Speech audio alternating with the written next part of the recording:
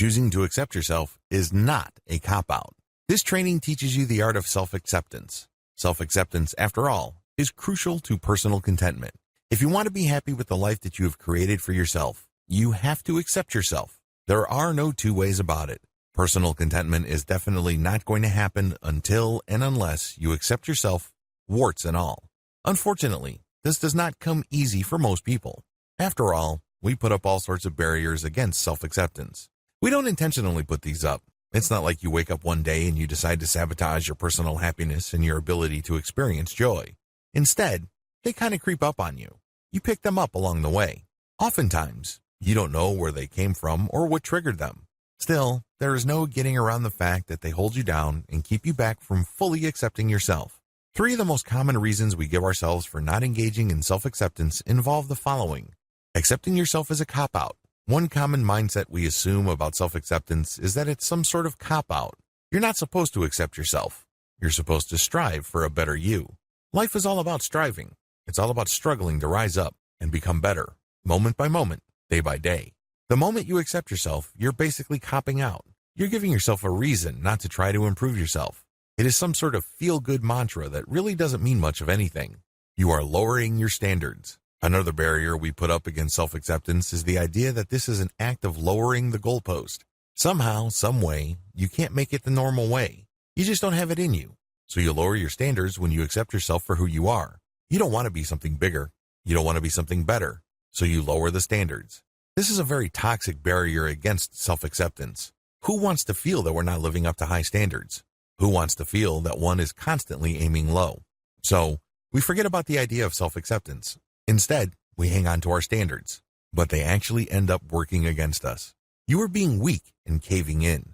Another common reason people give themselves as to why they cannot accept themselves as they are is the idea of weakness.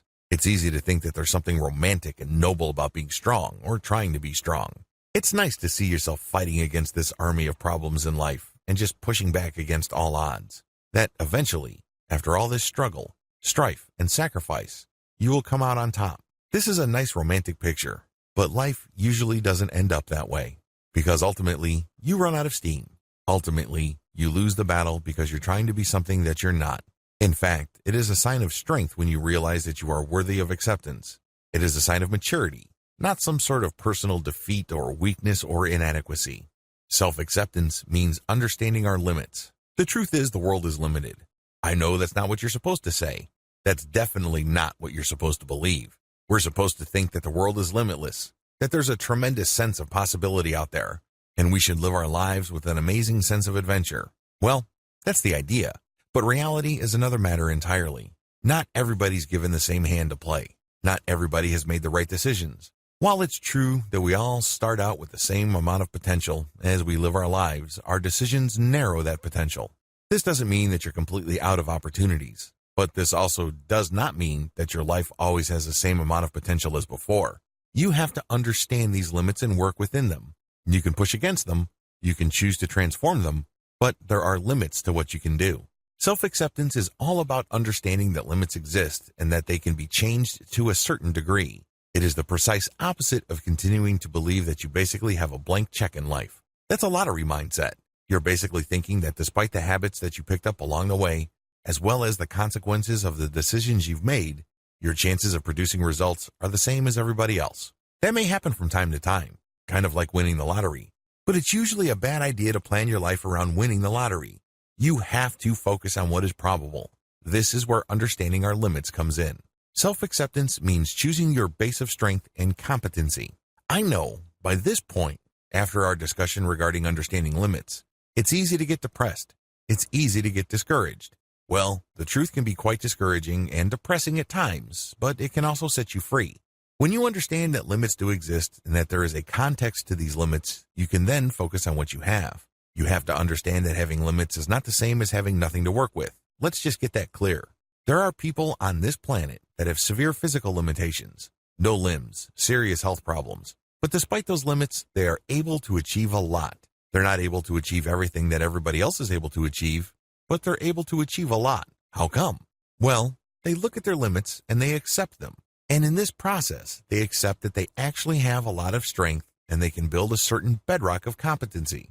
And from there, they can continue to build and build and build. What would otherwise look like a very bleak and limited set of prospects actually turn out to be a source of life, light, and happiness. But it all goes back to accepting and understanding your limits and choosing to base your strength and competency on the reality of those limits. The truth, limits can be transcended. The problem with our discussion is that a lot of people start with the end first. That's what they do. They focus on the fact that limits can be transcended. This was true in the past, this is true now, and will continue to be true in the future. But you cannot base your self-acceptance on this fact first.